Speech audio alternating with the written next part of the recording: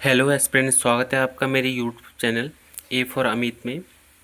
और आज हम एक नई सीरीज़ स्टार्ट करने जा रहे हैं जिसमें हम उत्तराखंड के पिछले 6 महीनों का करंट अफेयर जनवरी 2025 से लेके जून 2025 तक जितने भी करंट अफेयर्स हैं उन पे चर्चा करेंगे। और साथ ही साथ जो भी उनके एक्स्ट्रा फैक्ट हैं उन पे भी चर्चा करेंगे। ये मेरी यूट्यूब चैनल की पहली वीडियो है। आई होप आप सबको पसंद आए। और जो ये हमने करंट अफेयर्स जो हम कवर करेंगे उसमें पहले हम जो न्यूज़पेपर की जो कटिंग है उनको पढ़ेंगे, उनसे हम करंट अफेयर्स लेंगे।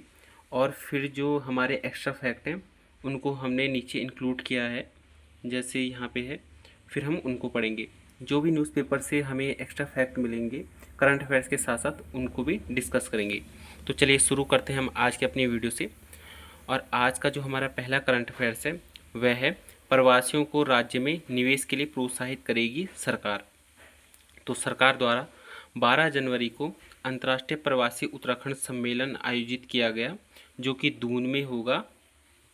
और जो यह अंतर्राष्ट्रीय प्रवासी उत्तराखंडी सम्मेलन है, यह जो देश के बाहर रह रहे जो उत्तराखंडी हैं उनको अपने राज्य में निवेश करने के लिए प्रोत्साहित करना है। इसीलिए उत्तराखंड सरकार द्वारा 12 जनवरी को देहरादून में अंतर्राष्ट्रीय प्रवासी उत्तराखंडी सम्मेलन आयोजित किया जाएगा। आइए जानते हैं इसके बारे में। तो जो अंतर्राष्ट्रीय प्रवासी उत्तराखंड सम्मेलन है यह 12 जून को देहरादून में आयोजित किया जाएगा। और इसमें 15 देशों के प्रवासी उत्तराखंडियों ने पंजीकरण कराया है। बढ़ते हैं अपने नेक्स्ट करंट अफेयर्स की तरफ।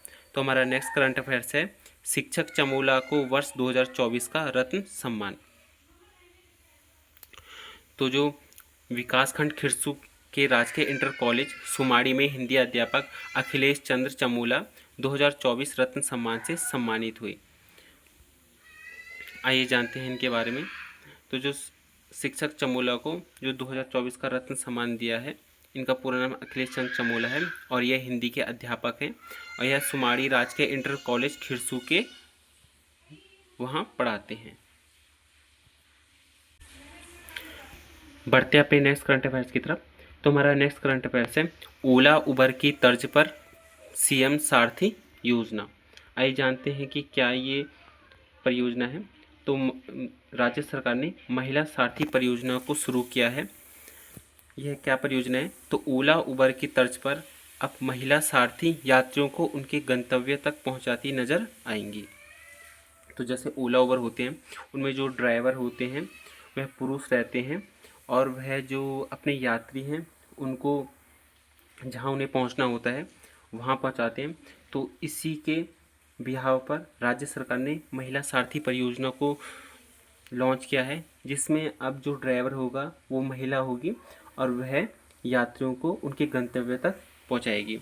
अगर हम महिला सारथी परियोजना की बात करें तो यह पायलट प्रोजेक्ट के तौर पर देहरादून में शुरू हुआ है। बढ़ते हैं अपने नेक्स्ट करंट अफेयर्स की तरफ। तो जो हमारा नेक्स्ट करंट अफेयर्स है वह है परिवार पहचान पत्र योजना शुरू होगी। तो क्या है ये परिवार पहचान पत्र योजना? तो जो परिवार पहचान पत्र योजना है वह राज्य सरकार इसको शुरू कर रही है और जो ये योजना है यह हरियाणा की तर्ज पर राज्य में इसकी शुरुआत की जाएगी। सबसे पहले जो परिवार पहचान पत्र योजना है वह हरियाणा में की गई थी। बढ़ते हैं अपने नेक्स्ट करंट अफेयर्स की तरफ। तो जो हमारा नेक्स्ट करंट अफेयर्स है वह है लक्ष्य सेन के चीन में कांस्य जीतने पर उत्तराखंड में खुशी। तो जो लक्ष्य सेन है जो कि उत्तराखंड के बैडमिंटन खिलाड़ी हैं, उन्होंने चीन में बैडमिंटन खिलाड़ी और 2 बार के ओलंपिक चैंपियन लिन डेन द्वारा आयोजित किंग कप इंटरनेशनल में लक्ष्य सेन ने कांस्य पदक जीतने पर उत्तराखंड के खेल जगत में खुशी की लहर है। आइए जानते हैं लक्ष्य सेन के बारे में। तो इन्होंने चीन में जो किंग कप इंटरनेशनल में कांस्य पदक जीता है और यह अल्मोड़ा से संबंधित है। और जो लक्ष्य सेन है इन्होंने 2022 में थॉमस उबेर कप जो जीता था और 2022 में ही इनको अर्जुन पुरस्कार दिया गया। बढ़ते हैं अपने नेक्स्ट करंट अफेयर्स की तरफ। जो हमारा नेक्स्ट करंट अफेयर्स है वह है सीमांत क्षेत्रों में आईटीबीपी की मदद से पर्यटन को मिलेगा बढ़ावा। तो जो उत्तराखंड पर्यटन विकास परिषद है उन्होंने आईटीबीपी के साथ एक एमओ पर हस्ताक्षर किया है और यह किस चीज़ के लिए हस्ताक्षर है, तो इसमें जो सीमावर्ती क्षेत्रों में जो पर्यटन है उनको बढ़ावा देने के लिए आईटीबीपी के साथ उत्तराखंड पर्यटन विकास बोर्ड ने एक एमओयू हस्ताक्षर किया है।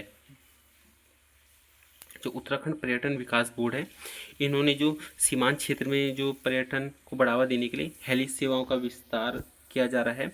और जब ये हेली सेवाओं का विस्तार कर रहा है तो इसमें जो आईटीबीपी के कार्य क्षेत्र में जो उपलब्ध हेलीपैड है उनका यह उपयोग किया जाएगा। इसीलिए जो उत्तराखंड पर्यटन विकास बोर्ड है उन्होंने आईटीबीपी से एमओ पर हस्ताक्षर किया है। और किस लिए किया है? सीमावर्ती क्षेत्रों में पर्यटन को बढ़ावा देने के लिए। आइए जानते हैं कुछ एक्स्ट्रा पॉइंट। तो जो उत्तराखंड पर्यटन विकास बोर्ड वह आईटीबीपी के बीच एमओ पर हस्ताक्षर हुआ है और इसका उद्देश्य जो है वह सीमांत क्षेत्रों में पर्यटन को बढ़ावा देने के लिए। आइए जानते हैं उत्तराखंड पर्यटन विकास बोर्ड के बारे में। तो इसको जो शॉर्ट फॉर्म है वो है यूटीडीपी, जो कि उत्तराखंड ट्रांसपोर्ट डेवलपमेंट बोर्ड। इसकी स्थापना की बात करें तो इसकी स्थापना 28 नवंबर 2001 को हुई।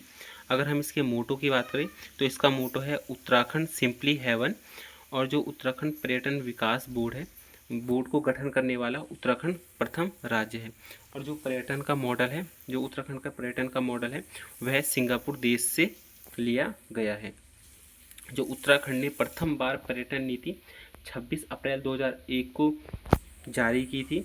फिर जो ये पर्यटन नीति थी इसमें इससे संशोधित किया गया। फिर 2018 में नई पर्यटन नीति आई और 2019 को ही पर्यटन को उद्योग का दर्जा दिया गया। अब राज्य सरकार ने एक नई पर्यटन नीति लागू की है जो कि 2023 में लागू की है। और यह जो 2023 की नई पर्यटन नीति है यह 7 वर्षीय पर्यटन नीति है जो 2023 से 2030 तक रहेगी। आइए जानते हैं आईटीबीपी के बारे में कुछ एक्स्ट्रा फैक्ट। तो जो आईटीबीपी है इसकी स्थापना 24 अक्टूबर 1962 को हुई थी। और जो केदारनाथ आपदा जो 2013 में आई थी उसमें आईटीबीपी की मदद अतुलनीय थी, जिससे इन्हें हिमवीर कहा गया। तो जो केदारनाथ में जब आपदा आई थी तो आईटीबीपी ने काफ़ी मदद की थी, जिसके चलते इन्हें हिमवीर कहा गया है। जो केदारनाथ आपदा में जब इन्होंने मदद की थी तो इन पर एक डॉक्यूमेंट्री बनी थी जिसका नाम हिमवीर रखा गया था। और यह हिमवीर आईटीबीपी को ही कहा जाता है, क्योंकि हिमवीर जो हिम के वीर है यानी जो बर्फ़ के वीर है, ये ज़्यादा बर्फ़ ही में रहते हैं। क्योंकि जो हमारा आईटीबीपी है वो चाइना और उत्तराखंड के जो बॉर्डर टच होता है वहीं पे रहते हैं, तो इसलिए इन्हें हिमवीर भी कहा जाता है। और जो हिमवीर जो डॉक्यूमेंट्री बनी थी इसमें जो आवाज़ दी थी वो अमिताभ बच्चन ने दी थी। तथा जो केदारनाथ आपदा 2013 में आई थी उसमें कुछ ऑपरेशन चलाए गए थे। तो पहला ऑपरेशन है ऑपरेशन सूर्यहोप, जो थल सेना, वायु सेना, सब एसडीआरएफ, एनडीआरएफ सब ने मिलकर चलाया था। और एक ऑपरेशन चलाया था ऑपरेशन राहत। जो ऑपरेशन राहत है वो केवल वायु सेना ने ही चलाया था। और जो ऑपरेशन सूर्यहोप है वह सभी ने मिलकर चलाया था। जो हमारा नेक्स्ट करंट अफेयर्स है वह है 20 फरवरी से पंतनगर में होगा कृषि विज्ञान सम्मेलन। तो जो कृषि विज्ञान सम्मेलन 2025 है जो कि 17वां है वह इस बार पंतनगर में आयोजित किया जाएगा। अब पंतनगर में भी जो गोविंद वल्लभ पंत कृषि एवं प्रौद्योगिकी विश्वविद्यालय है वहाँ इसे प्रस्तावित किया जाएगा। आइए जानते हैं कुछ एक्स्ट्रा फैक्ट के बारे में। तो 20 फरवरी को पंतनगर में होगा कृषि विज्ञान सम्मेलन जो कि गोविंद वल्लभ पंत कृषि एवं प्रौद्योगिकी विश्वविद्यालय जो कि पंतनगर में स्थित है वहाँ आयोजित होगा। आइए जानते हैं गोविंद वल्लभ पंत कृषि एवं प्रौद्योगिकी विश्वविद्यालय के बारे में। तो इसकी स्थापना 17 नवंबर 1960 को हुई थी और यह नेहरू जी ने इसकी स्थापना की थी। यह देश का पहला कृषि विश्वविद्यालय है और 1972 में गोविंद वल्लभ पंत के नाम पर इसका नाम रखा गया। पहले इसका नाम कृषि विश्वविद्यालय था, लेकिन 1972 में गोविंद वल्लभ पंत के नाम पर इसका नाम रखा गया। और देश में हरित क्रांति जो 1966-67 के दौरान हुई थी, तो देश में हरित क्रांति लाने का श्रेय भी इसी विश्वविद्यालय को जाता है, जिसका नाम है गोविंद वल्लभ पंत कृषि एवं प्रौद्योगिकी विश्वविद्यालय। ये करंट अफेयर्स अभी हमने थोड़ी देर पहले ही डिस्कस कर लिया था कि जो प्रवासी उत्तराखंडी सम्मेलन है वह 12 जून को देहरादून में आयोजित किया जाएगा। और इसमें कुल जो लोग हैं वो 17 देशों के लोग आएंगे। तो बढ़ते हैं हम आगे। जो हमारा नेक्स्ट करंट अफेयर्स है वह है साल भर चलेंगे मतदाता जागरूक कार्यक्रम। तो लोकसभा में जो उत्तराखंड में जो मतदान प्रतिशत है वह काफ़ी कम हुआ है पिछले मुकाबले। तो इसके लिए जो मुख्य निर्वाचन अधिकारी है और राज्य सरकार द्वारा उत्तराखंड में जो इस साल के हर माह में मतदाता जागरूकता कार्यक्रम चलाए जाएंगे, जिससे कि जो आने वाले जितने भी जो इलेक्शन है उसमें ज़्यादा से ज़्यादा लोग अपना मतदान कर सके। तो हर माह की एक अलग अलग थीम रखी है। आइए जानते हैं कि किस माह में कौन कौन सी थीम है। जैसे जनवरी में है नया साल नए मतदाता लक्ष्य, क्योंकि जनवरी जो साल का पहला महीना होता है तो इसलिए नए साल नए मतदाता लक्ष्य। फरवरी में है मतदाता बने विजेता बने। मार्च की जो थीम है वह है सशक्त महिलाएं सशक्त राष्ट्र। 8 मार्च को अंतर्राष्ट्रीय महिला दिवस मनाया जाता है, तो इसी के बिहाव पर सशक्त महिलाएं सशक्त राष्ट्र। जो हर महीने हैं उनमें कुछ ना कुछ जो इम्पोर्टेंट है वो महीने, इसलिए उन महीनों को किसी पर्टिकुलर सब्जेक्ट से जोड़ा गया है। और जैसे कि 8 मार्च को महिला दिवस आता है, जो जनवरी है वो नया साल है, तो इसीलिए हर माह की थीम इन्होंने किसी जो प्रमुख दिवस है उसके रूप में रखी गई है। जो अप्रैल है उसमें है शिक्षा से जागरूकता, जागरूकता से मतदान। मई में जो थीम है वह है मेरा काम मेरी पसंद मेरा वोट मेरी आवाज़। जो जून में जो थीम है वह है हर बारिश की बूंद और हर वोट मायने रखता है। जो जुलाई की जो थीम है वह है हरेला का संदेश वोट बने विशेष। आपको ये बताना है जो हरेला दिवस मनाया जाता है वह जुलाई में कितनी तारीख को मनाया जाता है। जो अगस्त की थीम है वह है स्वतंत्रता और चुनावी कर्तव्य। जो सितंबर की थीम है वह है शिक्षक चुनावी भागीदारी के स्तंभ।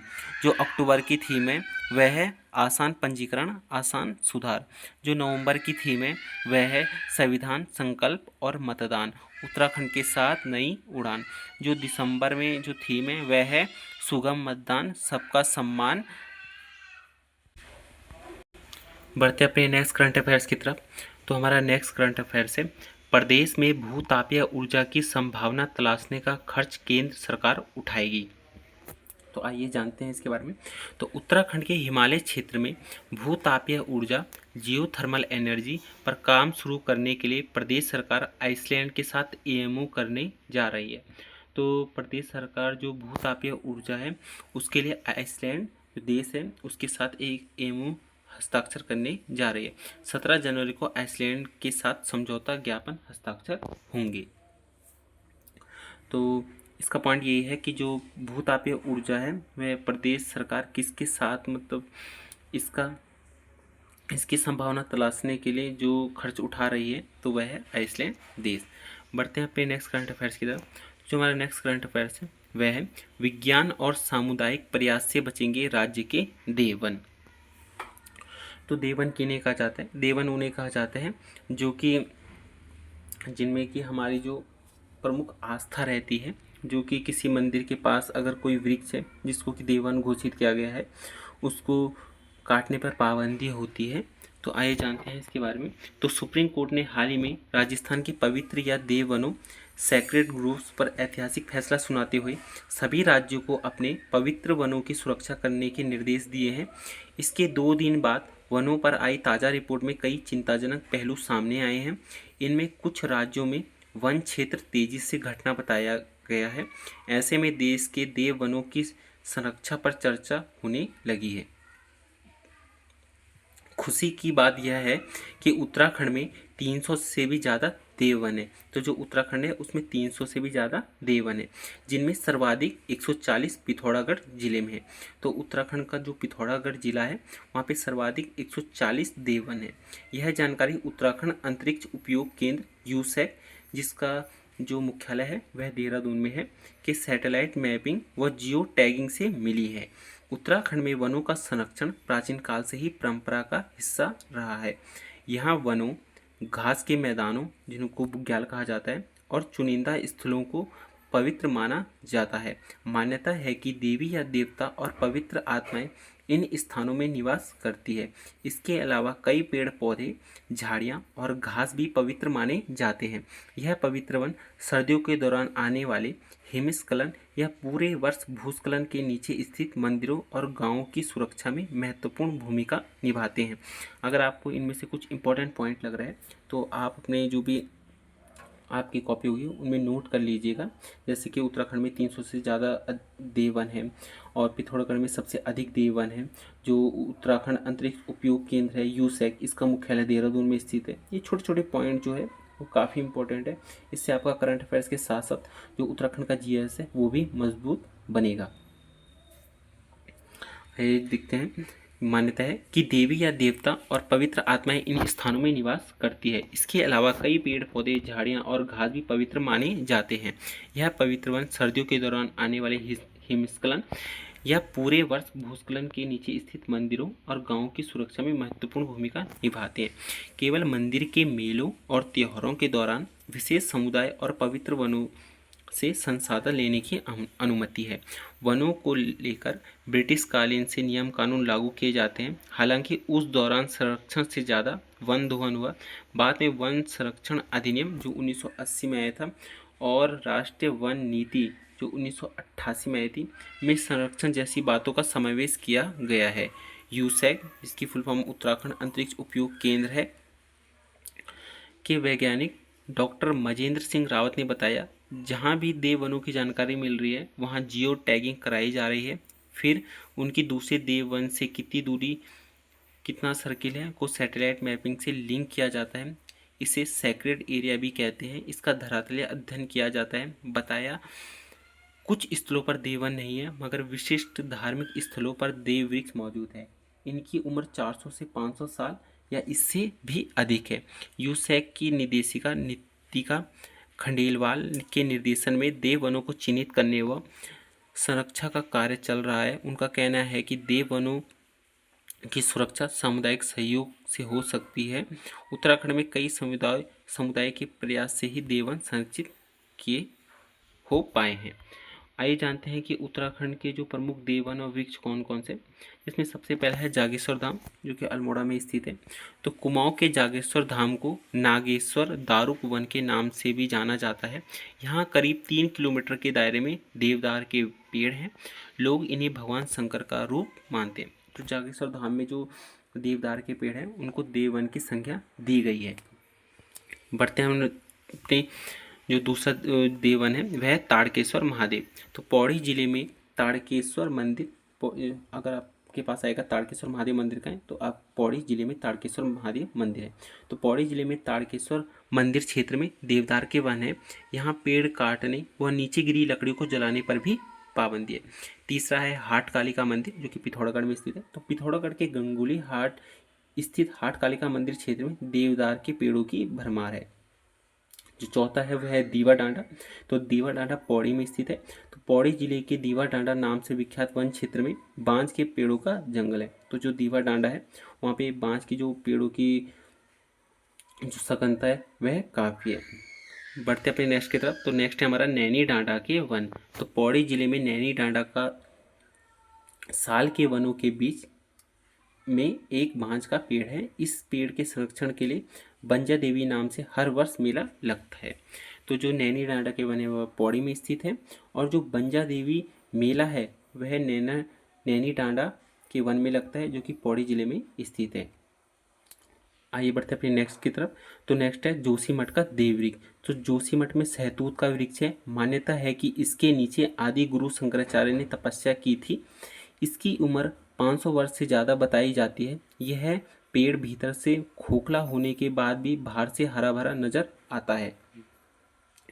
बढ़ते अपने नेक्स्ट की तरफ। तो लाटू देवता के मंदिर में देवदार वृक्ष। तो जो लाटू देवता का मंदिर है जिसको नंदा देवी का भाई भी बोला जाता है, यह चमोली जिले के बाण गांव में नंदा देवी राजत यात्रा रूट पर लाटू देवता का मंदिर है। मंदिर परिसर में 400 साल से भी पुराना देव वृक्ष है। और जो लाटू देवता मंदिर है इसमें आंखों में पट्टी बांधकर पुजारी जो लाटू देवता की पूजा करते हैं। यहाँ पे कुछ इंपॉर्टेंट पॉइंट है कि क्या है पिपलांत्री मॉडल जिसे सुप्रीम कोर्ट ने सराहा।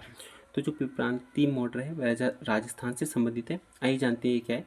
तो राजस्थान के पिपलांत्री गांव में हर लड़की के जन्म पर 111 पेड़ लगाए जाते हैं। गांव के सरपंच श्याम सुंदर पालीवाल की इस पहल से 40 लाख से अधिक पेड़ लगाए गए, जिससे भूजल स्तर 800 से 900 फीट उठा है। साथ ही तापमान में 3 से 4 डिग्री की गिरावट आई है।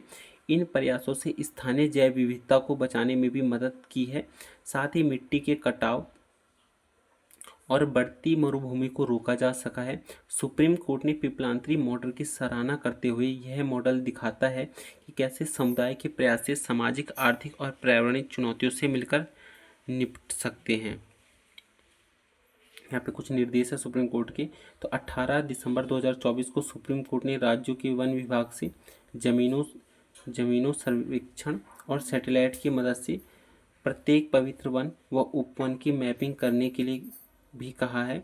यह वर्गीकरण स्थानीय समुदाय के लिए सांस्कृतिक महत्व पर निर्भर होना चाहिए। बढ़ते अपने नेक्स्ट करंट अफेयर्स की तरफ। तो जो हमारा नेक्स्ट करंट अफेयर्स है वह है मेडिकल कॉलेज का शिलान्यास जल्द। तो प्रदेश का पहला राजकीय होम्योपैथिक मेडिकल कॉलेज का शीघ्र ही शिलान्यास किया जाएगा। और जो यह पहला राजकीय होम्योपैथिक मेडिकल कॉलेज है यह हर्रावाला देहरादून में इसका शिलान्यास किया जाएगा। ये जानते हैं इसके बारे में। तो हर्रावाला देहरादून में प्रदेश का पहला राजकीय होम्योपैथिक मेडिकल कॉलेज का शीघ्र ही शिलान्यास किया जाएगा। हर्रावाला के समीप ही जो दत्तात्रेय ऋषि के 84 सिद्धपीठ में से जो देहरादून में तो दत्तात्रेय ऋषि के 84 सिद्धपीठ में से 4 सिद्धपीठ है और हर्रावाला के निकट लक्ष्मण सिद्ध मंदिर है। और जो देहरादून में 4 सिद्धपीठ हैं उनके नाम है लक्ष्मण सिद्ध मंदिर, कालू सिद्ध, मानक सिद्ध और माणु सिद्ध। बढ़ते अपने नेक्स्ट करंट अफेयर्स की तरफ। जो नेक्स्ट करंट अफेयर्स है वह है 4 साल पहले चुराई घंटियां मंदिर में वापस रख गए चोर। तो विकास खंड जो चंपावत लोहाघाट चंपावत विकास खंड के सुई बिसंग के प्रसिद्ध मां कड़ाई देवी मंदिर के 4 साल पूर्व चुराई गई घंटियों को चोर मंदिर में वापस रख गए हैं। तो इसमें हमारा जो इम्पोर्टेंट पॉइंट है वह यह है कि जो मां कड़ाई देवी का मंदिर है वह लोहाघाट चंपावत में स्थित है। बढ़ते अपने नेक्स्ट करंट अफेयर्स की तरफ। तो जो हमारा नेक्स्ट करंट अफेयर्स है वह है भेल ने भूटान में शुरू की जल विद्युत परियोजना। तो हरिद्वार की जो भारत हैवी इलेक्ट्रॉनिक लिमिटेड भेल ने भूटान में पुनासंगछू सेकंड जल विद्युत परियोजना को सफलतापूर्वक चालू कर दिया गया है। ये जानते हैं इसके बारे में इम्पोर्टेंट। तो जो भेल है उसने भूटान में शुरू की जो जल विद्युत परियोजना नाम है पुनासंगछू सेकंड। जो भेल है इसका पूरा नाम है भारतीय हैवी इलेक्ट्रॉनिक लिमिटेड। यह रानीपुर हरिद्वार में स्थित है। अगर हम इसकी स्थापना की बात करें तो इसकी स्थापना 1964 में हुई है और 1 फरवरी 2013 को जो भेल है इसको महारत्न कंपनी का दर्जा दिया गया है। और जो भेल है भारतीय हैवी इलेक्ट्रॉनिक्स लिमिटेड वह उत्तराखंड में सबसे ज़्यादा रोजगार देता है। बढ़ते अपने नेक्स्ट करंट अफेयर्स की तरफ। तो जो हमारा नेक्स्ट करंट अफेयर्स है वह है उत्तराखंड के स्कूलों में उगाया जाएगा मशरूम और पायलट प्रोजेक्ट के तहत दून व टिहरी में शुरू होगी योजना। आइए जानते हैं इसके बारे में। तो उत्तराखंड के स्कूल में उगाया जाएगा मशरूम। पायलट प्रोजेक्ट जो शुरुआत होगी इसकी वह दून व टिहरी में होगी। क्या है इसका उद्देश्य? तो प्रदेश के सरकारी स्कूल परिसर में अब मशरूम उगाया जाएगा। पायलट प्रोजेक्ट के तहत दून और टिहरी जिले के स्कूलों से इसकी इसी महीने शुरुआत होगी। योजना सफल होने पर सभी जिलों के 16,000 से अधिक स्कूलों में शुरू किया जाएगा। जो मशरूम है आइए इसके बारे में कुछ एक्स्ट्रा फैक्ट जानते हैं। तो जो मशरूम है इसका अन्य नाम कुकुरमुत्ता है और यह एक कवक है। और अगर हम इसकी प्रजाति की बात करें तो इसकी प्रजाति बटन और ढिंगरी है। और बटन और ढिंगरी जो मशरूम है उसकी उत्तराखंड में खेती होती है। अगर हम इसके पहाड़ी नाम की बात करें तो इसको पहाड़ी में चूं और टटमोर बोला जाता है। और अगर हम इसके वानस्पतिक नाम की बात करें तो इसका वानस्पतिक नाम है एगारिक्स विस्पोरस। और पौड़ी गढ़वाल के नवीन पटनायक ने विश्व की सबसे महंगी मशरूम में से एक गुच्छी मशरूम उगाने में सफलता हासिल की है। तो गुच्छी मशरूम, बटन मशरूम, ढिंगरी मशरूम ये सब मशरूम की प्रजातियां हैं। बढ़ते हैं अपने नेक्स्ट करंट अफेयर्स की तरफ। जो हमारा नेक्स्ट करंट अफेयर्स है वह है खेल विश्वविद्यालय में मिलेगी विश्व स्तरीय सुविधाएं। तो जो सीएम पुष्कर सिंह धामी हैं उन्होंने खटीमा में चकरपुर स्टेडियम का शिलान्यास किया है। ये जानते हैं इसके बारे में।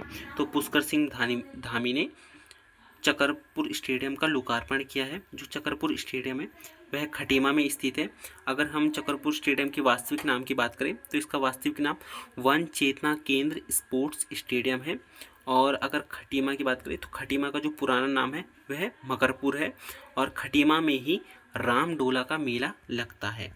बढ़ते हैं अपने नेक्स्ट करंट अफेयर्स की तरफ। तो जो हमारा नेक्स्ट करंट अफेयर्स है वह है टीवी उन्मूलन के लिए निक्षय मित्र बने। तो आइए जानते हैं इसके बारे में। तो राज्यपाल लेफ्टिनेंट जनरल गुरमीत सिंह ने शुक्रवार को राजभवन में हुए कार्यक्रम के दौरान राष्ट्रीय क्षय उन्मूलन कार्यक्रम के तहत गोद लिए गए 13 टीबी रोगियों को मासिक पोषण किट वितरित की। आइए जानते हैं इसके बारे में क्या है। तो टीबी उन्मूलन के लिए निक्षय मित्र बने। तो जो निक्षय मित्र योजना है वह सितंबर 2022 में इस योजना को शुरू किया गया था। और यह प्रधानमंत्री टीबी मुक्त अभियान का एक हिस्सा है। और जो ये निक्षय मित्र परियोजना है यह द्रौपदी मुर्मू द्वारा शुरू की गई थी। बढ़ते हैं अपने नेक्स्ट करंट अफेयर्स की तरफ। तो जो हमारा नेक्स्ट करंट अफेयर्स है वह है कोसियार पेयजल परियोजना की जांच अपर सचिव करेंगे। तो आइए जानते हैं कि कोसियार पेयजल परियोजना है क्या। तो जो कोसियार पेयजल परियोजना है यह टिहरी में स्थित है और यह भागीरथी नदी पर स्थित है। और अगर हम इसके अन्य नाम की बात करें तो इसका अन्य नाम है कोठिया पेयजल परियोजना। बढ़ते हैं अपने नेक्स्ट करंट अफेयर्स की तरफ। तो जो हमारा नेक्स्ट करंट अफेयर्स है वह है बाबा बौखनाथ का मंदिर। आप इमेज में भी देख सक रहे हो कि ये बाबा बौखनाथ का मंदिर है। तो जो सिलक्यारा सुरंग हादसा हुआ था उसके बाद सिलक्यारा जो सुरंग है यहाँ पे आप देख सकते हो, सिलक्यारा सुरंग के बगल पे ही बाबा बौखनाथ का मंदिर स्थापित किया गया है। आइए जानते हैं कि बाबा बौखनाथ मंदिर के बारे में। तो जो बाबा बौखनाथ का मंदिर है यह उत्तरकाशी में स्थित है और यह जो सिलक्यारा सुरंग के पास स्थित है। और जो सिलक्यारा सुरंग में जो हादसा हुआ था उसमें सिलक्यारा सुरंग में एक ऑपरेशन चलाया गया था वह उत्तरकाशी में चलाया गया था। और जो सिलक्यारा सुरंग ऑपरेशन का नाम था वह था ऑपरेशन जिंदगी। यहाँ पे मैंने लिखा नहीं है लेकिन आप अपनी कॉपी में नोट कर लीजिएगा। जो सिलक्यारा सुरंग ऑपरेशन चलाया गया था उस ऑपरेशन का नाम था ऑपरेशन जिंदगी। और जो सिलक्यारा सुरंग है यह यमुनोत्री हाईवे जो कि नेशनल हाईवे 134 पर बन रहा था। 12 नवंबर 2023 को यहाँ 41 मजदूर फंसे थे और 18 नवंबर 2023 को इसको बाहर निकाला और इसमें 17 मजदूर फंसे थे। जो ये 17 जो मजदूर फंसे थे इनको रेड हॉल माइनिंग तकनीक से बाहर निकाला था। और जो ये रेड हॉल माइनिंग तकनीक है इसको मेघालय, झारखंड और छत्तीसगढ़ में इसका जो पहले इस्तेमाल किया जाता था। इसमें रेड मतलब जो चूहा मतलब जैसे चूहे की बील होते हैं छोटे छोटे वैसी छोटे छोटे छेद किए जाते हैं। एक लंबा छेद किया जाता है छोटे से जिसमें केवल इंसान को मतलब निकालना पॉसिबल रहता है। तो एनजीटी जो कि नेशनल ग्रीन ट्रिब्यूनल है जिसकी स्थापना 18/10/2010 को हुई थी। इसका हेडक्वार्टर दिल्ली है। इसने जो ये रेड हॉल माइनिंग तकनीक है इसको 2014 में बैन कर दिया गया था। यहाँ पे ऑपरेशन का नाम भी मेंशन है कि जो मतलब सिलक्यारा सुरंग में ऑपरेशन हुआ था इस ऑपरेशन का नाम ऑपरेशन जिंदगी था। इस सुरंग को नवयुग इंजीनियरिंग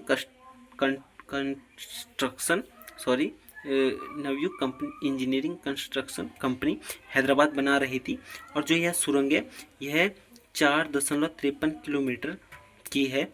और ऑस्ट्रेलिया के जो टनल एक्सपर्ट है अर्नोल्ड डिक्स ने सिलक्यारा सुरंग बचाव में मदद कार्य किया था। और अर्नोल्ड डिक्स ने सिलक्यारा सुरंग पर एक पुस्तक लिखी है जिस पुस्तक का नाम द प्रॉमिस है।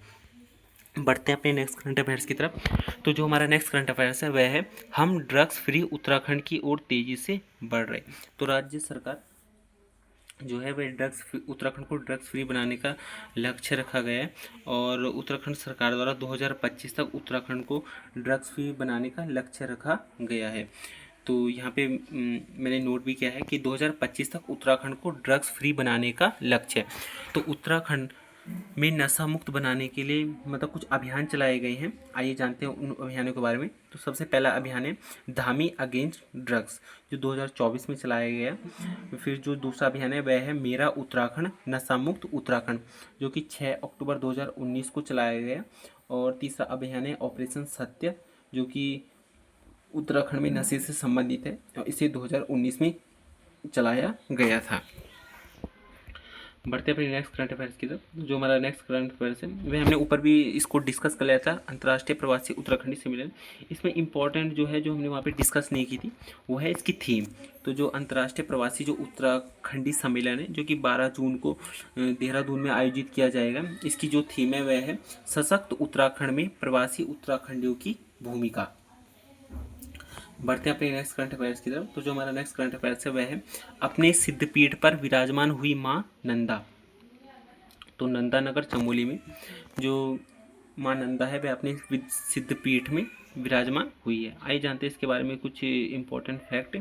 तो जो नंदा देवी मंदिर है यह नंदा नगर घाट ब्लॉक के कुरुड़ गांव में है और हर साल यहाँ से श्रद्धालु लोक जात यात्रा का आयोजन कर कैलाश जाते हैं। यहाँ पे लोक जात यात्रा की बात की गई है जो कि हर साल आयोजित किया जाता है, लेकिन जो नंदा देवी राज जात यात्रा है वह 12 साल में आयोजित होती है। और अल्मोड़ा में भी नंदा देवी का मंदिर है और जो अल्मोड़ा में जो नंदा देवी का मंदिर है यह इसकी जो स्थापना चंद राजाओं ने की थी। बढ़ते अपने नेक्स्ट करंट अफेयर्स की तरफ। तो जो हमारा नेक्स्ट करंट अफेयर्स है वह है उत्कृष्ट करने वाले जिले सम्मानित। तो राष्ट्रीय स्वास्थ्य मिशन की मिशन निदेशक स्वाति भदौरिया ने आशा कार्यकर्ताओं के लिए प्रदेश में संचालित मोबाइल एकेडमी प्रशिक्षण कोर्स में उत्कृष्ट प्रदर्शन करने वाले 5 जिलों को सम्मानित किया गया है। इनमें चंपावत, अल्मोड़ा, उत्तरकाशी, बागेश्वर और टिहरी जिला शामिल है। बस केवल इतना ही याद रखना है कि जो उत्कृष्ट जो जिले हैं जिनको सम्मानित किया गया है वह चंपावत, अल्मोड़ा, उत्तरकाशी, बागेश्वर और टिहरी है। बढ़ते अपने नेक्स्ट करंट अफेयर्स की तरफ। तो जो हमारा नेक्स्ट करंट अफेयर्स है वह है गोट वैली थराली में किए गए कार्यों की जांच निर्देश। आइए जानते हैं इसके बारे में। तो जिलाधिकारी संदीप तिवारी ने मुख्य पशु चिकित्सा अधिकारी को इसी सप्ताह गोट वैली थराली जाकर वहां किए गए कार्यों की जांच करने के साथ ही जिलासू में हेचरी का प्रपोजल बनाने के निर्देश भी दिए हैं। आइए जानते हैं क्या है। तो जो गोट वैली परियोजना है इसको 2022 में धामी जी ने चंपावत से शुरुआत की थी इसकी। और जो गोट वैली जो योजना है इसमें जो पहला ही शब्द है गोट, जो कि बकरी को इंग्लिश में बोला जाता है, तो इसका जो संबंध है वह बकरी पालन से जोड़ने की योजना है। और अगर हम इसके बारे में एक्स्ट्रा फैक्ट की बात करें तो उत्तराखंड की जो चौगरखा नस्ल की बकरी है उसको सरकार के गजट में शामिल किया गया है। और जो चौगरखा नस्ल की बकरी है यह अल्मोड़ा, पिथौरागढ़, बागेश्वर समेत कुमाऊं के कुछ दूसरे क्षेत्रों में पाई जाती है। तो आज के लिए फ़िलहाल हमारे ये थे करंट अफेयर्स। अभी हम काफ़ी ज़्यादा करंट अफेयर्स डिस्कस करेंगे, साथ ही साथ उनके जो भी एक्स्ट्रा फैक्ट है उनको डिस्कस करेंगे। अभी हमारा जो पिछले 6 महीने का करंट अफेयर्स है उसका भाग 1 आया है। ऐसे करके हम भाग 2, 3, 4 मतलब जितने हमारे 6 महीने के करंट अफेयर्स बनेंगे उनको डिस्कस करेंगे। और इसके साथ आपका जो करंट अफेयर्स है वो मजबूत होगा और साथ ही साथ जो मैं एक्स्ट्रा फैक्ट इसमें मैंने इंक्लूड किए हैं उससे आपकी जो उत्तराखंड की जो नॉलेज है वो काफ़ी ज़्यादा बूस्ट होगी। यह मेरी यूट्यूब चैनल की पहली वीडियो थी। आई होप आप सबको पसंद आए। थोड़ा बैकग्राउंड नॉइज़ था और मैं कोशिश करूँगा कि जो नेक्स्ट वीडियो मैं अपलोड करूँगा उसमें जो बैकग्राउंड नॉइज़ है उसको कम किया जाए और आपको एक अच्छी वीडियो मिले जिससे कि आप अपने करंट अफेयर्स और साथ ही साथ जो उत्तराखंड का जीएस है उसको मजबूत कर सके। तो आज के लिए इतना ही, मिलते हैं नेक्स्ट वीडियो में, तब तक के लिए जय हिंद।